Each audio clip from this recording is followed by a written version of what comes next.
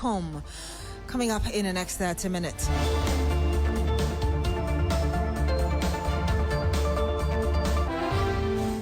Police arrest 7 suspects in highway robbery involving a Council of State member. We'll bring you the latest.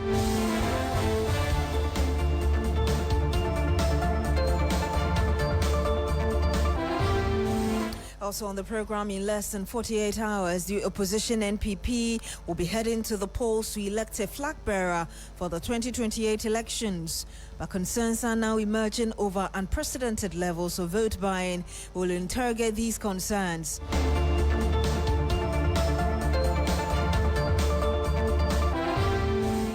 And much later on the program, an average of 44 lives are lost every day due to terrorist attacks in West Africa, with about 8 attacks recorded each day within the sub-region.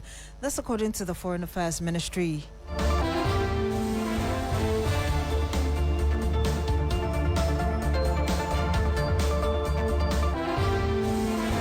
Thank you so much for joining us this afternoon. The police have arrested 7 suspects in a highway robbery involving a Council of State member, which occurred sometime last year. The suspect, identified as Rashida Yusuf, among 6 others, have been arrested in connection with the crime.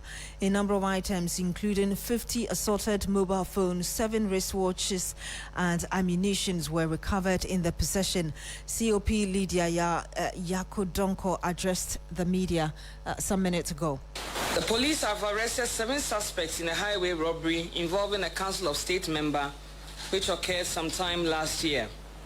7 suspects identified as Rashida Yusuf, Aaron Abana Baswifanga, Wilson Avasong, Muntaro Idrisu alias Virgin, Aminu Zebrila alias Birdman, Inusa Sumaila alias Agenda, and Haruna Safiano have been arrested in connection with the crime. On 21st July 2025, the victim was traveling along the Tamale-Bupe highway when he was attacked by 6 armed men who robbed him of personal belongings, including mobile phones, some cash, wristwatches, reading glasses, a laptop, and other items. On 11 January 2026, following intelligence gathered by the CID, a team from the anti-armed robbery unit was dispatched to Salaga in the Savannah region. This operation led to the arrest of Rashida Yusuf, who was found in possession of an iPhone 7 Plus belonging to one of the victims. Further investigations led officers to a mobile phone shop located at Dagomba Line in Salaga. The shop attendant, Aaron Abana Baswifanga, was arrested, and he disclosed that the phone had been brought to the shop by his uncle, Wilson Avasong, 1 live 5.56 by 44 CZ ammunition, 2 live revolver ammunition, 1 face mask, 1 jackknife, a quantity of dried leaves suspected to be Indian hemp, 1 talisman, 1 cutter, 1 catapult, 15 assorted mobile phones, 1 Django motorbike, 17 assorted wristwatches, 5 pen drives, 1 Telecel SIM card, and 3 MTN cards, which were removed from the phones that were snatched from victims during the robbery. Further investigations revealed that Aminu Zebrila is an ex-convict who was convicted of robbery in 2012. Finally, let us adopt basic safety measures in our daily routines, stay alert in crowded places, and inform trusted individuals of your whereabouts. Any suspicious activity should be reported immediately to the nearest police station for assistance. And I heard that the Director General of the Ghana Police CID, COP Lydia Donko. Now, Election Watch Ghana, a civil society organization, is warning against what it describes as possible unprecedented vote buying ahead of the NPP presidential primary, which is only 2 days away. The Election Observer Group says the situation, if left unchecked, may gravely affect the integrity of the country's democratic process, which is under serious threat. The 5 presidential aspirants have already signed a peace pact Act, committing themselves to a peaceful, transparent and credible internal election ahead of the party's presidential primary scheduled for the 31st of January 2026. In a statement issued on Thursday, January 29, 2026, the Election Monitoring Group said findings from its community engagement indicate that some candidates are allegedly deploying huge sums of money to influence delegates' decisions. And let me bring you more of that finding from this group. It says that our finding shows that serious candidates are allocating substantial resources, reportedly between 150 to 200 million Ghana cedis cash, to influence delegates' decisions through lavish offers, including hotel accommodations, transportation and feeding, and also per diems. It says such practices not only compromise the fairness of the election, but also jeopardize the unity and stability of the party and the nation as a whole. It says, we urge the Electoral Commission to take immediate action to address these irregularities and ensure a level playing field for all candidates. We encourage citizens to report any instances of vote buying to the EC's toll-free number 0800324324. The number again, 0800324324. Let me just read that to you one last time. If you're watching us on Facebook, we've actually displayed this very number on your screen, and that is 0800324324. Now, the statement went on to say that the Electoral Commission must uphold the highest standards of professionalism and impartiality, including ensuring that its officials are not compromised by accepting gifts or favors from candidates. We call on all stakeholders to prioritize the integrity of our electoral process and work towards a free, fair and transparent election. And so that's that statement coming from the Election Observer Group. Let's speak to Jude Balmer, who is a convener of Election Watch. Good afternoon to you, sir. Thank you so much for joining us. Good afternoon, Beatrice. If I may ask you first, how worrying this trend, as you've seen, is, especially ahead of this incumbent, as in this incoming primary that's on Saturday? Good afternoon again. This trend became a norm, and it forced us to issue this statement today because Election Watch is actually on a 13-day committee engagement prior to the NPP 31st January elections, engaging the NPP delegates and stakeholders at large. And when you go around and you speak to these people, most of the issues they raise is vote buying. And they don't talk about vote buying with joy, but they talk about the vote buying with despair because their candidates are not having the muscle to pay as much as what others are paying. That's why they are seeing this as a bad trend and something that needs to be tackled ASAP. Because at the end of the day, they are promising that there will be a candidate that will lead a party that will not be the people's choice, but actually a seat that will be bought by the highest bidder. So the delegates are worried. The delegates are worried, you say. Have you reported these findings to the NPP leadership or the Electoral Commission, because you claim you have them? Yes. So what we did as a CSO, the Electoral Commission is having a toll-free number. We try as much as possible to give the toll-free number to the delegates themselves who are beneficiaries or who are those getting this offers to make the direct complaint to the Electoral Commission. Now, we believe that the structures of the NPP is as solid as any other structure. They should be in touch with the grassroots. The CSO shouldn't be the one going around to get this information for them. If they are in touch with the grassroots, they will know what they are talking about, that the seat is being bought by the highest bidder and they are not happy about it. We are also hoping that those who are calling the Electoral Commissioner, the Electoral Commissioner will not just take this calls and just go to sleep, but will work on it from today to the day of the event, because we know a lot can be done from today to the day of the event. If they want to push further, these delegates are ready to come up with the names, because they are saying they are coordinators who are taking their numbers, their details, and asking them whether they want to sleep over the Friday and vote on Saturday, or they want to return, and those who want to even sleep over after the elections, so that they book hotels for them, they get them transportation, and get them a per diem. One of the delegates we spoke with is saying that as we speak right now, he has 3 rooms that have been booked for him, and he was happy for getting the 3 rooms, but at the end of the day, they were not appreciating it, that our democracy is now at the market and being sold out to the highest bidder. Now, with just 2 days to the elections, what are your expectations as regards which actions must be taken to address some of these issues? We think when this statement came up, we have received some calls, and we know the NPP is ready to engage the flag bearers again internally. And the Electoral Commission too should, has not done anything yet, but the Electoral Commission should, as matter of as urgent as possible, talk to the NPP and train their officials very well so that they will be firm on the ground when it comes to enforcing the law.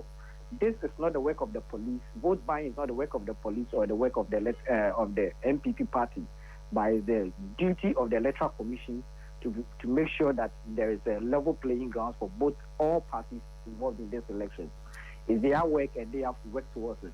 And secondly, we want to also use this means to also tell the Electoral Commissioner that even the delegates are being bought, how much more the officials from the Electoral Commission, they should instill discipline in them.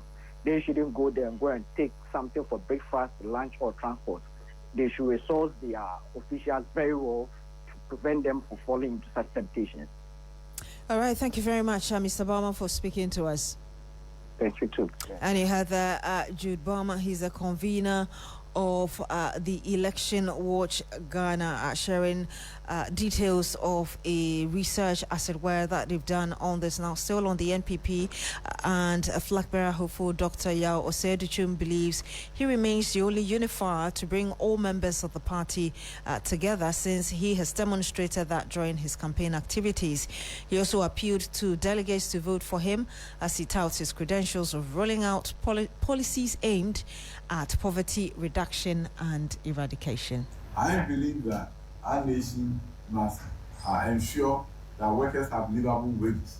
Livable wages are wages that take care of you and your family.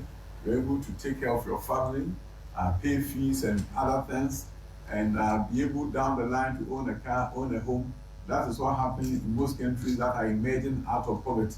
So livable wages is something that we need to work on as a nation. And I'm going to champion it, and I'm going to do it because it's the right thing to do. Ghanaians must prosper, and we need to increase productivity for the prosperity to happen. But there can be no increase in productivity without providing you the avenue and opportunity to be trained and to train yourself well, giving you vouchers so that you can gain skills, 21st century skills in the IT field, for example, is something that my government will pursue. Workers will be given the opportunity to train themselves well so that they can advance themselves and add value to wherever has been assigned to them at their place of work. I think I've also alluded to the fact that we have to eradicate poverty from the face of this country. If it's a very important goal and we work on it, we'll be able to do it. The idea that close to about 40% of the people are not working, or some who are working are still poor, I think it's something that should concern us, and we need to do everything possible to eradicate poverty from the face of this country. And you have Dr. Yao Oseduchum. He is one of the 5 NPP aspirants going into the presidential primary this Saturday.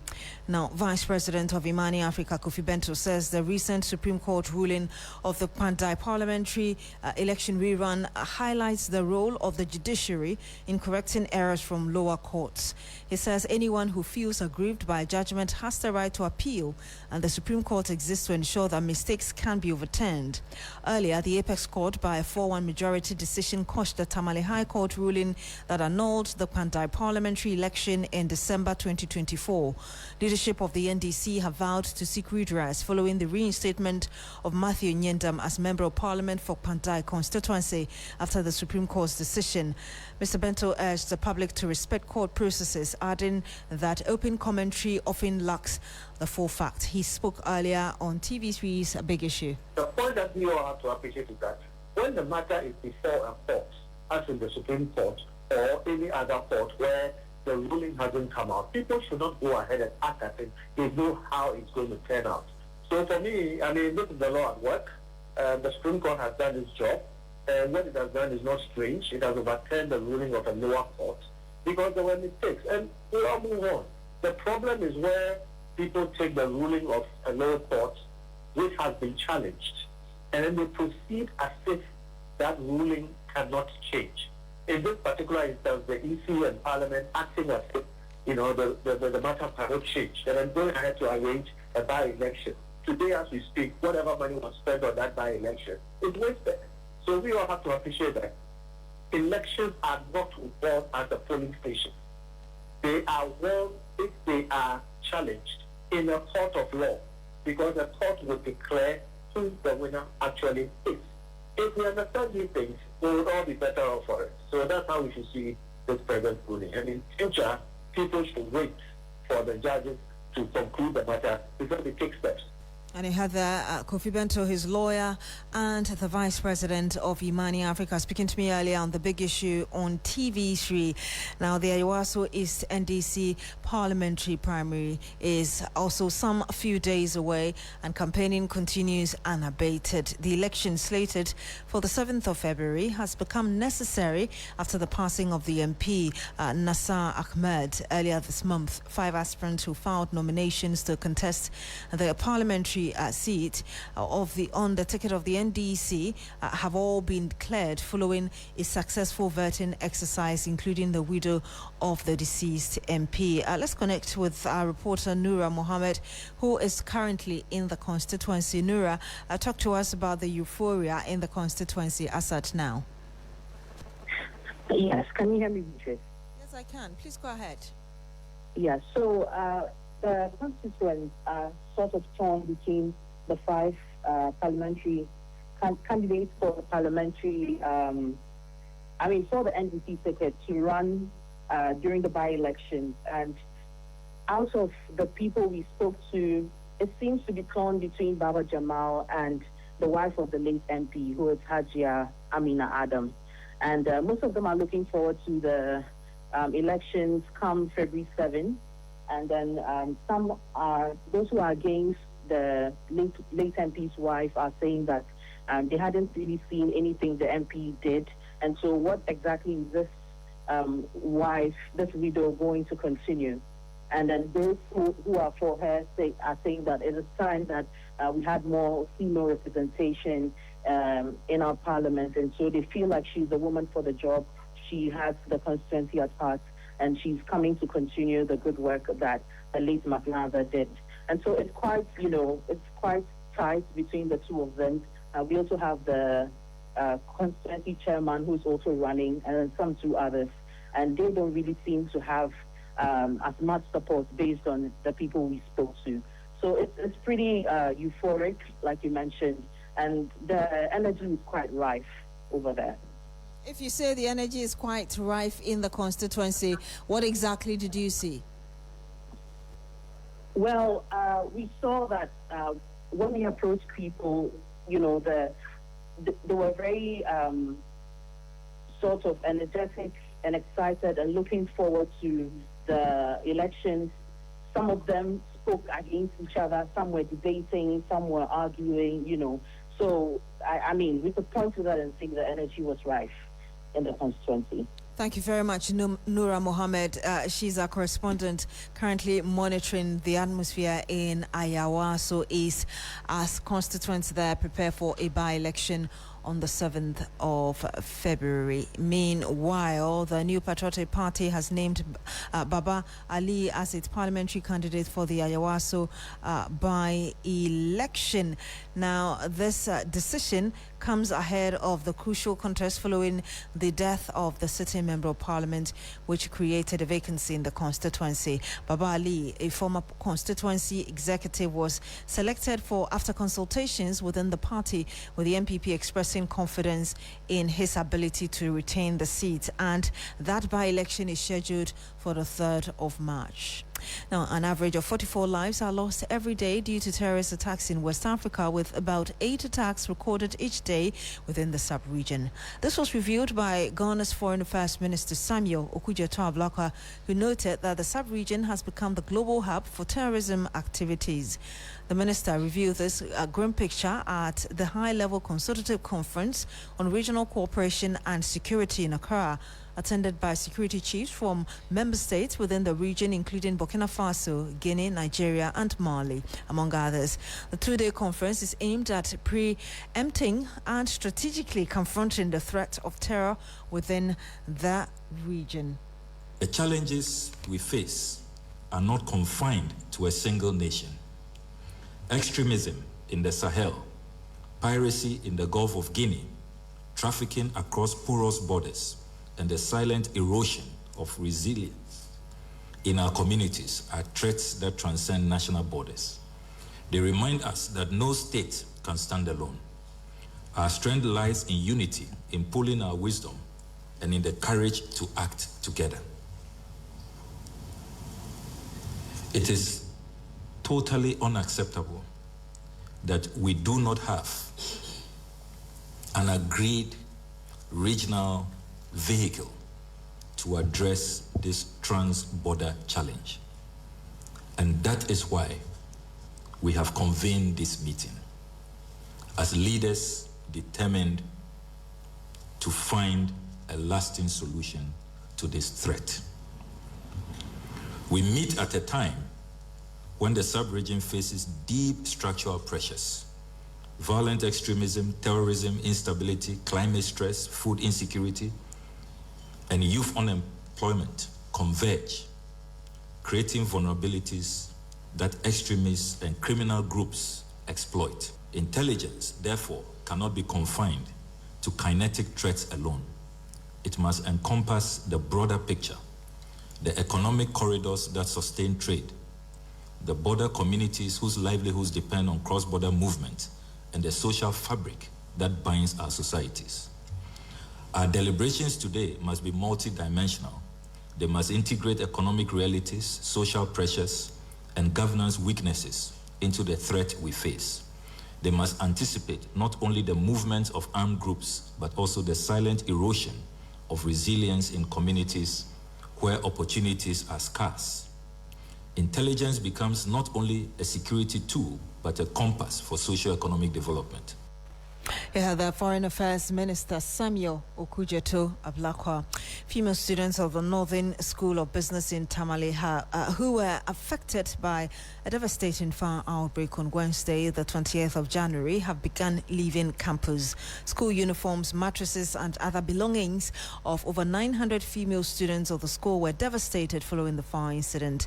Northern Regional Minister Adolf Ali John, in consultation with the Regional Directorate of Education, ordered all second-year students to go home for a one-week break, while heavily affected students will also go home. The victims are also to receive counseling to aid them recover from the trauma before returning to school. We'll be hearing from the regional minister shortly, but first let's get an idea of what the situation is like from our correspondent Christopher Amakokres. If you can tell us the situation of the school now. I know you've been there. Yes, so the students are counting their losses. Their belongings ranging from school uniforms, mattresses, food items, their chop boxes, and other items that were ravaged by the fire. As we speak, even though the school is taking plans to clear the place and see how possible they can get some support to begin reconstructing the burnt dormitory. They have also indicated that the students should go home, the affected students should go home, and ask the school take steps to work on the building. Now, most of them have begun leaving the school to go to their various communities where they came from. Now, the other issue has to do with the fact that the regional minister has indicated that as a result of that, they will need some psychosocial support to be able to overcome the incidents that happened yesterday. Let's take a listen to what the regional minister has to say. I got wink through the regional director of education. Though the fire service officials got here, unfortunately at the time they could get here, the fire had gutted the whole dormitory. The good news is that not even a single student was in the dormitory as at that time.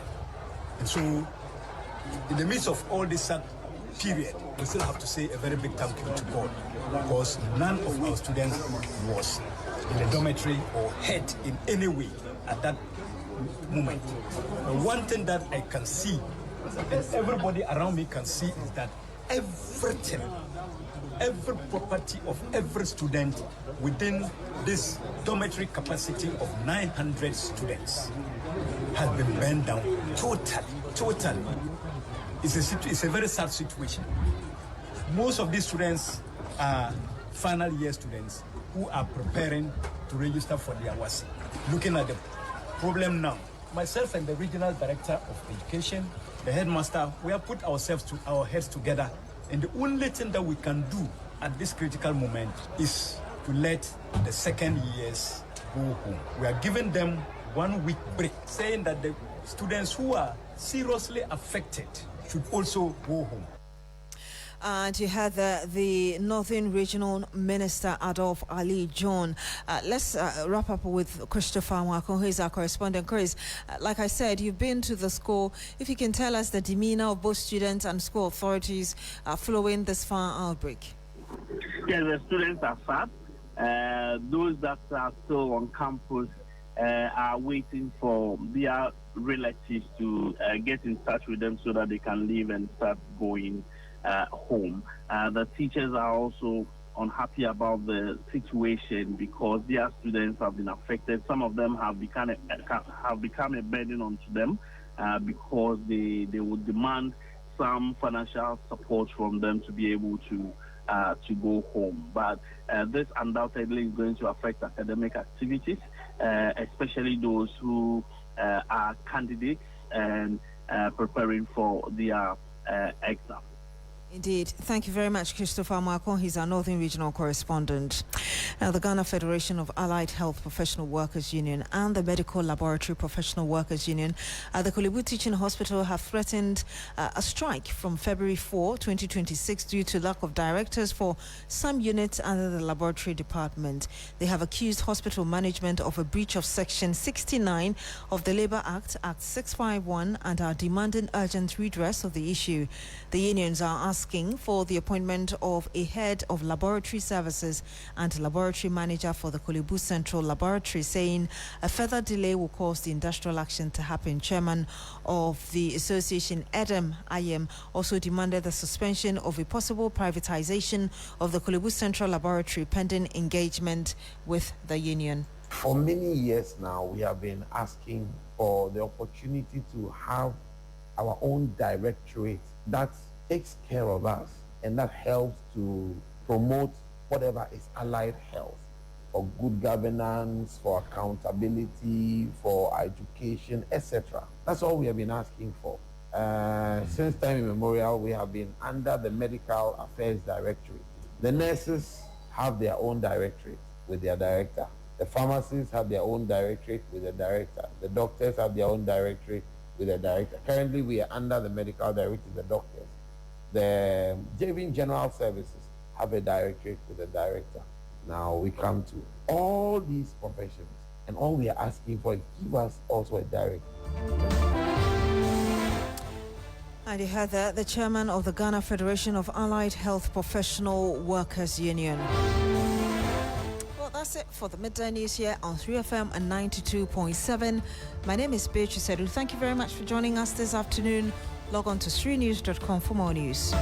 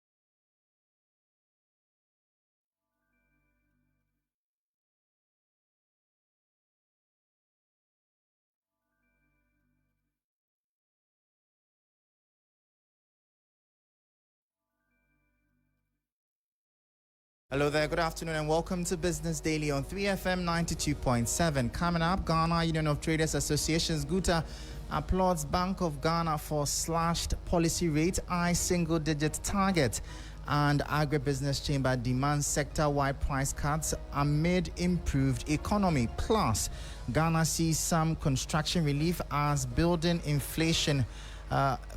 cost inflation hits 8-month low at 4.4% in December 2025. The December 2025 year-on-year inflation of 4.4% marks the 8th consecutive drop in year-on-year inflation. I am Michael Obodu. Details of these and many other stories coming up shortly. Please, don't go anywhere.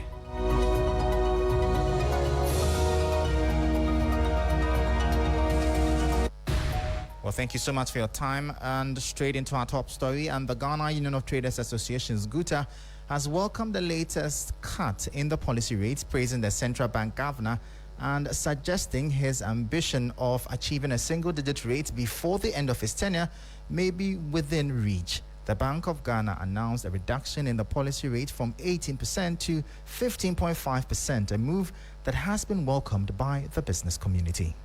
At 15%, the rate is now at its lowest level in 4 years, surprising many economists who had expected a more cautious approach. Since July last year, the central bank has lowered its main lending rate by a cumulative 12.5 percentage points, citing improved macroeconomic conditions.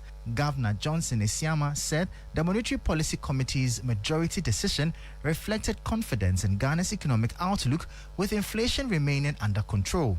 Speaking to 3 Business, GUTA President Clement Boateng described the announcement as welcomed news for traders and businesses across the country. Before the committee meeting, and I even told the person that I don't expect any increments, but rather I even still want them to maintain it or even decrease it. And right to my words, they've decreased it by 250 basis, and I think it's a welcome news. So what we want the BOG to do as a regulatory body is also to impress upon the commercial banks to also try and reduce their lending rate. The governor had earlier indicated his intention to bring the policy rate down to single digits before leaving office. Mr. Boateng believes that target may be achieved sooner than expected. Things are going. I'm sure that before he exited, we'll be able, to achieve that goal. And if we are able to do that, then on businesses, for them to be able to, borrow at a very moderate, lending rate, and then be able to expand their. You heard the president of the Ghana Union of Traders Associations, Guta Clement Boateng, ending that report.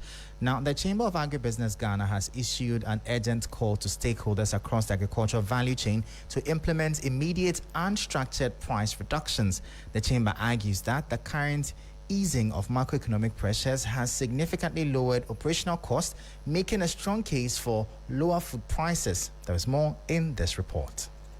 Following a landmark of 20 to 25% price cuts by the National Association of Seed Traders and Agro-Input Dealers, the Chamber of Agribusiness Ghana is demanding sector-wide price reductions. The Chamber described these cuts as economically justified due to a significant easing of macroeconomic pressures across the country. Lower global petroleum prices have already reduced costs for farm mechanization and the transport of goods to urban markets. Simultaneously, a stable and appreciating Ghana cedi has lowered the landed cost of imported fertilizers and machinery by an estimated 15 to 20%. Technical models cited by the CAG suggest that these wholesale savings should translate directly into cheaper food for consumers. To prevent these savings from being absorbed as excess profit, the Chamber proposed the creation of a sectorial price monitoring desk. This body involves the Ministry of Food and Agriculture and the Ghana Statistical Service would track compliance and assess welfare impact. The CAG specifically urged fertilizer importers, processors, and logistics providers to adjust their rate to reflect current cost structures. Ultimately, the Chamber views this as a vital step toward ensuring food affordability and corporate responsibility in 2026. And that was a 3 Business News Desk report. Ghana's construction sector is closed last year on a stable note as building cost inflation dropped to 4.4% in December 2025, marking the 8th consecutive monthly decline. Now, the figures released by government statistician Dr. Alhassan Idrisu represent a significant cooling of the market compared to the 22.65% recorded in December 2024.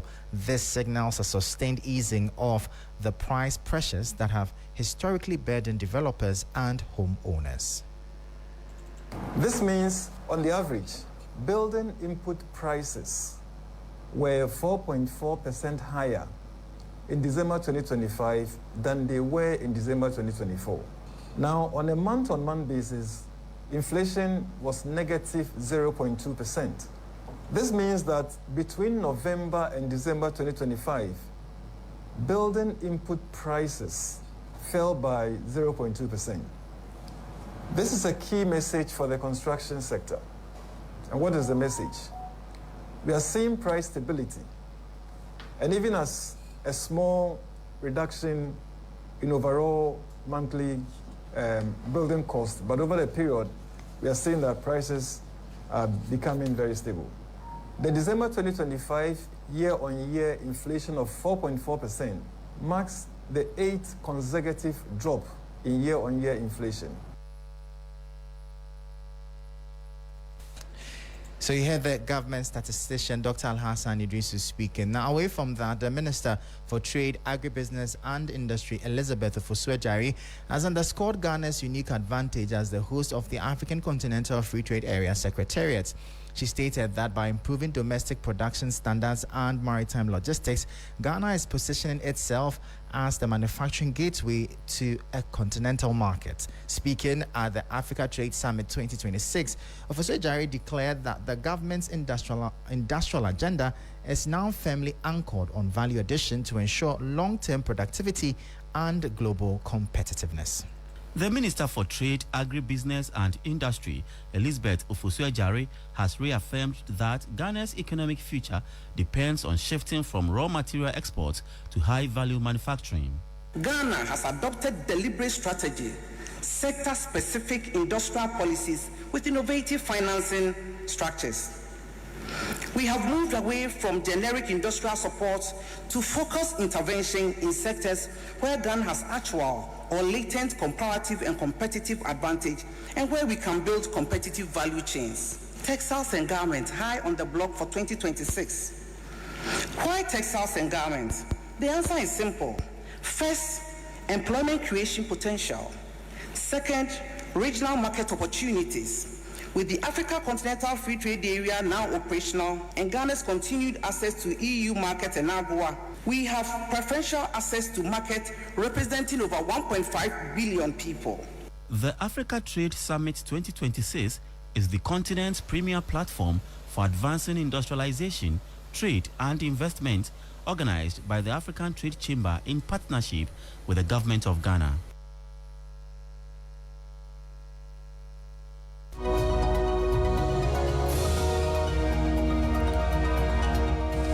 Well, and that's how we end today's edition of Business Daily here on 3FM 92.7. For more business stories, please check out our website. It's 3news.com/business. I am Michael Obodu. Thank you for tuning in. As always, please stay safe. Up next is Urban Blend with Black Rasta. Stay tuned.